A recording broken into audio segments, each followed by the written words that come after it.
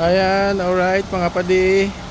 So, ito mga padi, Lancer Sedia naman tayo mga padi. Ito meron tayo dito, Lancer Sedia na GT. Yan, 4063 double overhead na engine. Yan. So ito mga padi, dinila to dito ni Bossing naka flatbed, no? Pero running naman yung makina niya, pero pina-flatbed ni Bossing dahil nung kanyang ginagamit ito sa sasakyan, biglang may umingay na talagang malakas na grinding sound na akala mo nadudurog ng mga bakal at mga bearing. Kaya na ano si Bossing, kinabahan si Bossing doon sa narinig niya, no? Kaya agad niyang tinigil and chinek yung sasakyan kung ano yung nagkukos nung ingay. So ngayon upon inspection ni Bossing, dahil nakakaintindi naman si Bossing sa sasakyan at sa mga makina, so may basic knowledge naman si Bossing, ang nakita niya is yung kanyang compressor ay biglang nasira. So ito yung compressor ni Bossing mga padi. Ayan. So ito yung kanyang lumang compressor mga padi. Ayan, no? Ayan, kung makikita ninyo, ito mga padi, tingnan nyo Ayan, ano nangyari. So nung umiikot ito, nakapatay man o naka-on ang compressor, ayan. So talaga isipin nyo, kung umiikot na mabilis to, talagang sobrang ingay, kahit ikaw kakabahan ka kung ano ang nangyari, no? Ayan. Tapos, ayan, kalog na talaga. Ayan, no? Malaki na yung kalog. Hindi lang itong sa pulley nadali. Ngayon pati yung shafting nitong sa compressor natin kumalog na din, no? Ayan, kung makikita nga ninyo, ayan, no? Halos nagka black oil na rin dahil yung shafting sa loob malamang gumalaw na at nagkayura na sa loob. Pero buti mabilis mag-isip si Bossing, yung owner, no?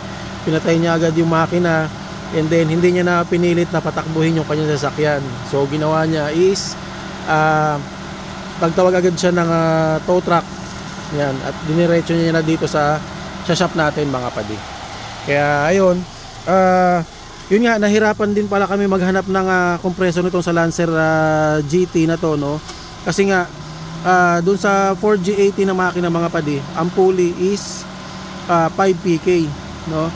So ito pa lang sa mga Lancer GT na 4063 dock engine is 6 PK yung pulley, no? Yeah, pero may nakuha na naman tayo mga padi. Yan, ito mid air yung nakuha natin na compressor. So ayan, na-install na rin natin mga padi.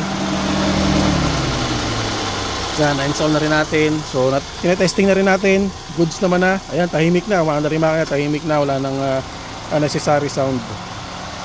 Ayan, so if ever man mga padi na ma-encounter nyo yung ganong ganong problema na biglang may umingay sa makina ninyo, i-check nyo agad. And then if ever man na kung yung compressor nyo nga rin bumigay at malakas talaga yung tunog, no? Huwag nyo na ipilit na ibiyahe o itakbo. Kasi baka mas lalong lumaki ang inyong gastos at mas may masira pang ibang mga pyesa sa aircon system ninyo, no? So buti na lang pinato agad dito ni Bossing kasi nga ayan, no? Nagkaroon ng black oil, no?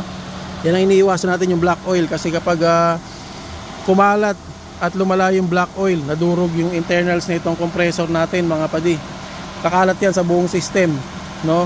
Pwedeng masira ang ating condenser at evaporator kapag sobrang dami ng black oil. Yan. So ngayon, bago namin kinabit yung bagong compressor ni Bossing, nagpalit na rin kami ng receiver dryer, no?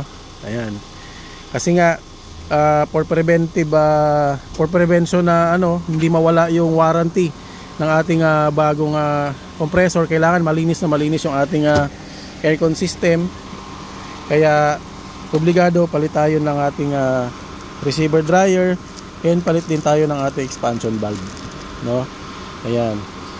So para just in case, no, magkaroon tayo ng di natin masabi, pero bihirang-bihira naman mangyari, factory defect ng compressor, makakapag-claim tayo ng warranty.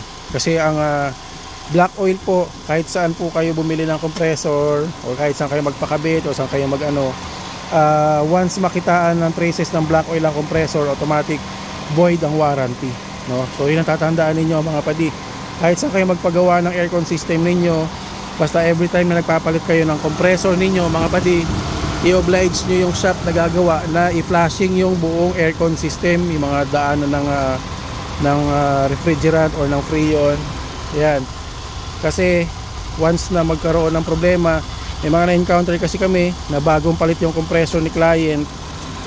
So may mga na-encounter kasi kami before mga padino na bagong palit yung compressor ni client pero hindi nag-flashing ng system yung shop or yung technician na gumawa, and eventually para mga after 1 to 2 months nagkaroon ng problema doon sa compressor, no? Kasi yung black oil doon sa system pupunta doon sa bagong compressor and possible na masira yung ating bagong compressor. So yun na nga yung nangyari doon sa dating customer natin na nagpalit siya ng compressor, and then after 1 to 2 months nagkaroon ng ingay sa compressor niya, and upon checking yun nga nagkaroon ng black oil. So nangyari, na-void yung warranty ng kanyang compressor, and ayun, nagpalit siya ulit.